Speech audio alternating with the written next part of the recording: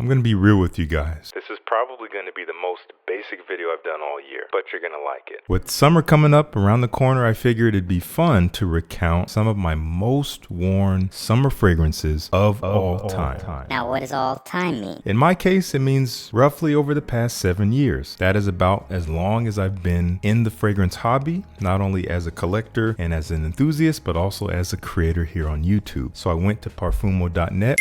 One of my favorite places to keep track of how I'm wearing my fragrances, because I track every wearing because I'm weird and I'm a nerd. Buddy, you're weird. And I recounted the 8 fragrances that I've worn the most. And all I'll say is you're going to see some usual suspects in this list. The top fragrance in this video still blows my mind how many times I've worn it, and how no other fragrance that I've ever worn since still comes close, even though I haven't worn it in quite some time, but it's still holding on to its spot. So we'll get there, but let's jump right into it. Before we get started, all the fragrances in this list are available at Max Aroma. You don't need me to talk about them. You guys probably have already shopped from them. You see other people talking about them. They have a fantastic catalog, phenomenal prices, authentic products, great service. They're running cool sales all the time. So everything I'm going to talk about can be had at Max Aroma. I'm going to link to them down below in the description. The first one up here is no stranger to my channel. I talk about it all the time, maybe too much. I've tried to get away from talking about it so much, but it still comes out every now and then. And as summer comes around, I will be talking about it more, because I still recommend so many of you to get your nose on this. A lot of you have, and I'm glad you enjoy it. From Maison Kurkjian, we have Gentle Fluidity Silver. I've worn this fragrance about 19 times, not about, quite literally 19 times, because I keep track since I've got it. And it's been about 3 years that I've had this bottle. I think it's an incredible scent. It is a classy, fresh summer fragrance, very uplifting, sharp, and fresh by way of juniper berry. Adds a cooling nature to it. There's a little bit of spice in there, but there's also this duality of warmth, creamy, sweet, ambery vanilla with a little bit of musk in there, adding that balance to the scent. It's overall pretty simple, but it comes across like nothing else. Honestly, there is a uniqueness to the simplicity. I'll be continuing to wear it and talk about it. Maison Kurkjian Gentle Fluidity Silver. Here's one I almost never talk about these days, because it's actually been quite a while since I've worn it, but still it holds a spot as one of my most worn summer fragrances ever. From Creed, Vetiver Geranium. Kind of an unusual pick. This one doesn't get a whole lot of love. Some people say it's boring. Some people say it's linear. Some people say it doesn't perform well. And there's going to be people who say those things about any fragrance ever. So be careful when you hear people saying that, because there's always going to be another side of the coin. I happen to really enjoy this fragrance, even though I haven't worn it in a while. I've gotten a lot of wear out of it over the years. Now, the name is a little misleading. You don't get a lot of vetiver in here, at least not on my skin, which is really strange, because vetiver is usually not shy on my skin. It always pops out. But here, maybe it's the type of vetiver that they're using. It doesn't really come across as that typical dry, slightly bitter woodiness that I'm used to. There's a cleanliness here. Geranium adding a lot of freshness, as per the name here. Kind of a minty like freshness with some beautiful apple in there, maybe a touch of cinnamon. There's a bright, sweet, but slightly tart fruitiness to this fragrance, while being kind of fresh and minty. And there is this woody nuance underneath, adding some grounding.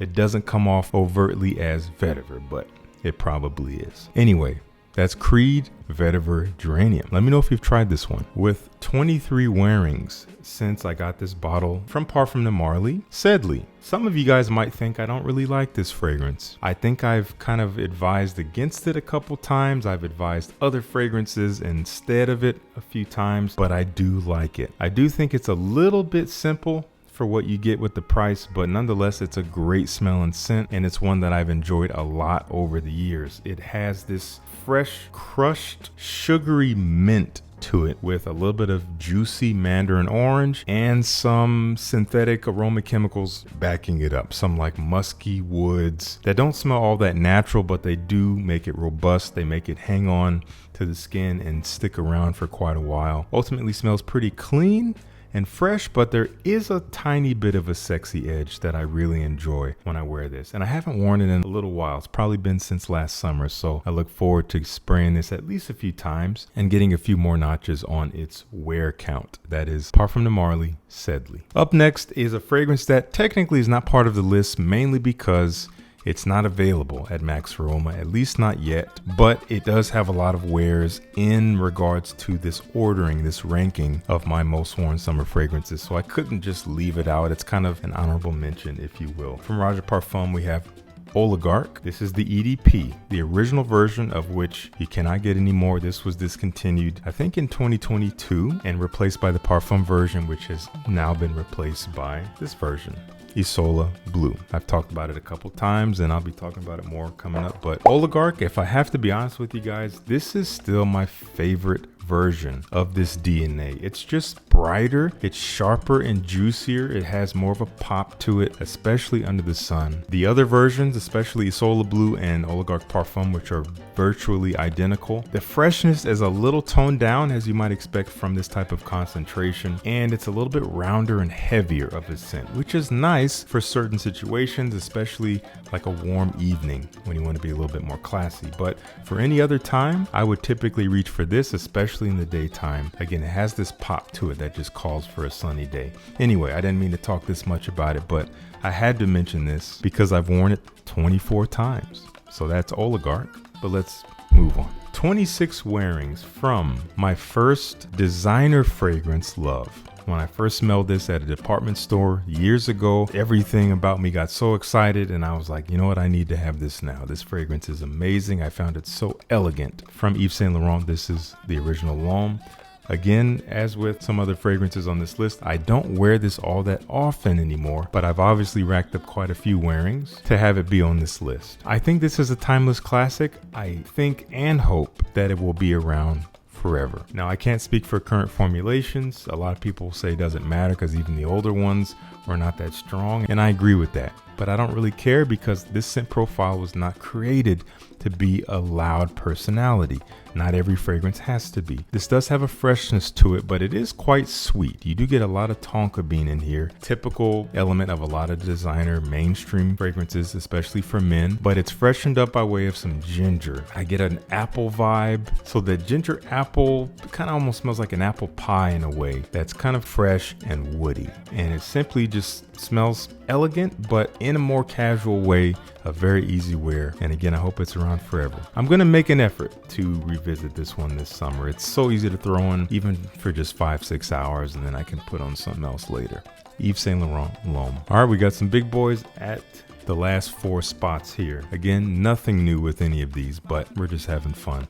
30 wearings from this fragrance that I have for sure included in videos saying I wouldn't recommend buying this for X, Y, and Z reasons. But again, I do like it. This is Percival. I really enjoy this stuff. I have special connection to this stuff and I think it smells fantastic. Unfortunately, it is a little basic for the price. That's just me, and I think maybe some of you guys would agree with that. The scent profile is not a niche, luxury, special scent profile. However, if you've never smelled it, get a decant of this. Get a sample and see for yourself. If you already love this fragrance, great. Keep loving it. Once again, I cannot stress enough, I really enjoy it. It's very fresh and musky, similar to Sedley, not the most natural smelling, but that's okay. It actually helps it push out in the air a little bit more and stick to the skin a little bit longer if you want a longer lasting freshie for the summer. And it's really attractive. Probably gonna get you compliments if you're looking for that. Percival from Parfum de Marley. Number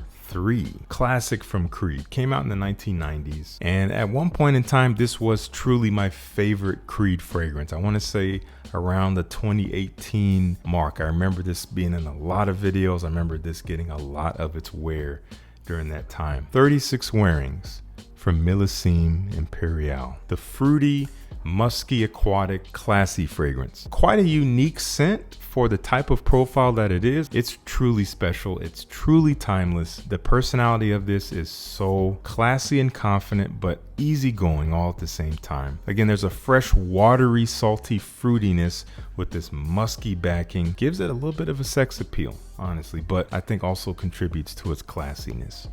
Millesime Imperiale from Creed. I've worn this fragrance 45 times. I remember for a few years, maybe 2017, 18, 19, into 2020, this was my most worn fragrance almost every year. I just got a lot of wear out of it. It's very versatile, it's very likable, and it's Elysium from Roja Parfum. 45 wearings out of this bottle, and this is my original bottle that the brand sent to me back in 2017 when it came out, and I reviewed this very bottle. I don't wear it that much these days because when I come around to fragrances a lot, after a period of time, I have to decide, you know what, let me get away from this for a period of time and get some other fragrances some shine. So I make an effort to not wear this all that much these days over the past couple years, but again, I can't deny it smells phenomenal. It does smell like a high quality bluish fragrance, fresh and clean. There is a lot of juniper berry, there's a little bit of a fruity vibe, like a fruity cocktail. I get apple, there's some woods, there's some spices, there's even a little bit of this almost nutty warmth that I get on my skin. Can't really describe where that's coming from. It might be a woody presence, but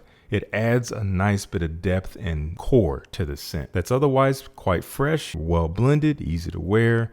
You guys know what it is. A lot of you already wear this and enjoy it. And I understand why, because I've worn it and enjoyed it for the same reasons.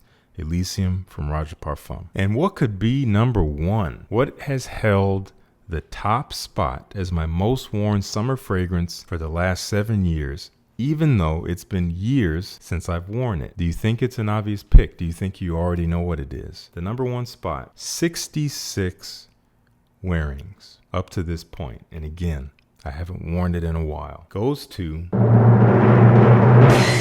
yeah, you guys probably guessed it, Creed Aventus. This is my original bottle that I got from my friend A2 in 2017. It was brand new, and as you'll see, this dent is to this day the biggest dent I've put in any bottle ever, especially relative to the size. Aventus, as you can see, let's be real, it's my most worn fragrance, honestly, of all time. I haven't worn any fragrance this much, and again, I don't touch it anymore. I think there would be periods of time where I would wear it every single day for a week. This was years ago. So I have a lot of love for this scent. I have a lot of great memories wearing this fragrance and enjoying it. Unfortunately, this bottle is not quite the same. I don't really know how to describe it, but the scent has changed a bit. I think over time, maybe the citruses or the bright citrusy quality has faded a bit. It doesn't pop as much as it used to, and it also doesn't really seem to stick around as much as it used to. If you guys are wondering, this is a 2016 bottle, 16E01 for those of you who care about batch codes. I do not. All the things I could say about Aventus, about how it's really become super mainstream and it's everywhere and it's caused all these clones, and all that being said, I still love it. Even though I don't really recommend it these days, I still really enjoy it. Creed Aventus. All right, that's going to do it for me. Once again, all the fragrances I talked about, aside from Isola Blue and Oligarch, at least at this point in time, are available down at the links below at Max Aroma. Do check them out. Thank you guys so much for tuning in. Peace. See you in the next one.